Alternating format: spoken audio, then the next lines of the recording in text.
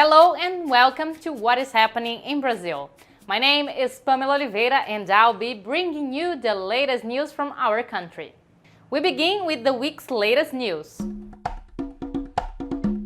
More than 1,000 social movements delivered an impeachment request against President Jair Bolsonaro last Tuesday, July 14th. The document was received by lawmakers from the Workers' Party and passed on to the congressional president. Approximately 200 militants occupied the lawn in front of Congress to symbolize the lives lost because of the Jair Bolsonaro government. The entities that filed the impeachment request claim that Bolsonaro has committed an array of crimes while president of the republic, like consistently disrespecting the federal constitution. According to the signatories, these actions are grave violations of human rights and put the lives, health, physical well-being, and food security of millions of Brazilians at risk. The devastation wrought on the Amazon, the world's largest tropical forest, reached record highs in the month of June. More than 1,000 square kilometers were destroyed, equivalent to 150,000 football pitches. This is the highest level in recorded history. The figure is also 10% higher than that registered over the same period last year. The data was divulged the day after foreign investors demanded the implementation of measures that protect the forest from the Brazilian government. Vice President Hamilton Mourão, head of the Amazon Council, admitted that efforts to battle deforestation had to have begun last December. However, he also said that there are not enough financial and human resources to stop the destruction. Besides the foreign investors, national businesses also demanded an end to the deforestation, worried about Brazil's negative image abroad. The funerary system has been overloaded by the number of people who have died victims of COVID-19. The situation in São Paulo, Brazil's most affected city, is worrisome. In May alone, the number of burials grew 69% in relation to 2019. Brasil de Fato spoke with Funeral Workers Union to understand the difficulties the city of São Paulo is facing. In São Paulo's 22 municipal cemeteries, an increase in hours worked and the number of burials have become routine for funerary system employees. In the city's east side sits the largest burial ground in South America. In May alone, there were more than 1,800 burials, a high of 84% compared to the previous year. But this increase was not accompanied by safety measures for employees. We found masks from 2014. They were expired, but the workers are still using them. There were no uniforms, boots, coats. As time went by, there were no tests for the workers and they end up getting sick. Tallying the number of those infected by COVID-19 has also been hard for the union representing the segment. 900 workers, we have 34 that are away because of COVID or are suspected to have COVID. We've had 4 deaths from the disease. We signed a measure assuring that they will give us updates every 10 days on the number of infections and deaths by COVID-19. But the funerary system has never provided us with this information. The mayor's office created a contingency plan that allowed for the hiring of 220 third-party funeral workers, the digging of over 13,000 graves, and the construction of a vertical cemetery in the city. However, the creation of the plan in April represents the opening of the sector to private enterprises. In the middle of a pandemic, the municipality voted to end 8 of its subsidiaries, among them the funeral service. Therefore, the funeral service is running the risk of extinction because they intend to privatize everything. An addendum to family space, tiny, with little lighting and ventilation.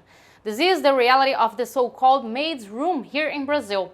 Though being evident extensions of slavery in the country, they continue to exist in modern households. This theme is explored in the documentary There Is No Light Here, made by a collective of young black women in São Paulo. I remember the first time I went to the beach. I was wearing the same bikini. I really wanted my mom to play a little more with me, but she couldn't because she was working. She was the nanny and the maid of the family that took me to the beach for the first time.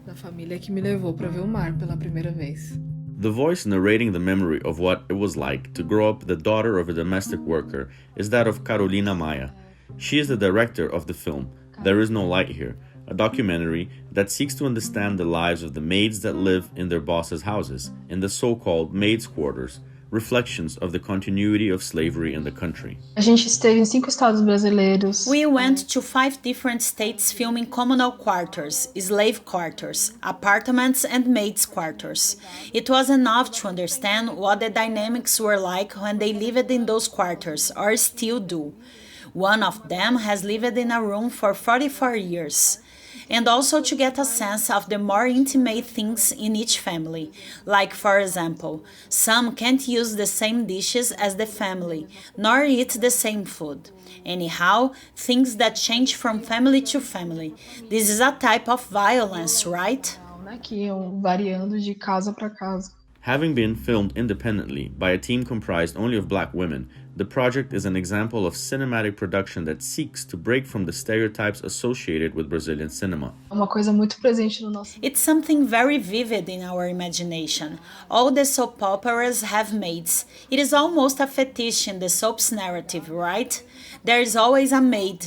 Sometimes she isn't doing anything and just shows up with a tray, takes the glasses away and leaves. The presence of this character is very ghost-like. For the director, the violence these workers undergo has become more evident during the pandemic. A gente sabe de vários casos de mulheres. We know of many cases where these women, the very women that are in the documentary, haven't been told to stop working.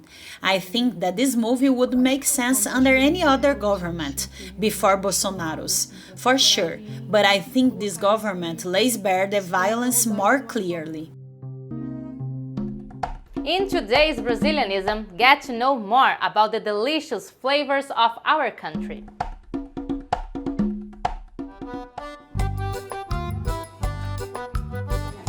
Hello folks, my name is Maria Brasil. I'm here in my kitchen and we are going to make a pumpkin puree. I grated the pumpkin, put it to cook with just a little water till it almost falls apart. At the end, add the chives, cilantro and garlic. After that, the most important thing in the soup is the pumpkin seed milk. You take out the seeds, put them in a blender with water, make the milk and strain it. I'll use it in the puree, but you can use this milk for anything. The pumpkin is here just in water. Here on the side, we'll saute the condiments, garlic, onion, cilantro, chives. I then put in the pumpkin seed milk. If you have corn or yam flour, you can add some to thicken it. Then we put the seasonings in the puree. The puree is ready, hot and good to go. And that is all for today. Bye bye.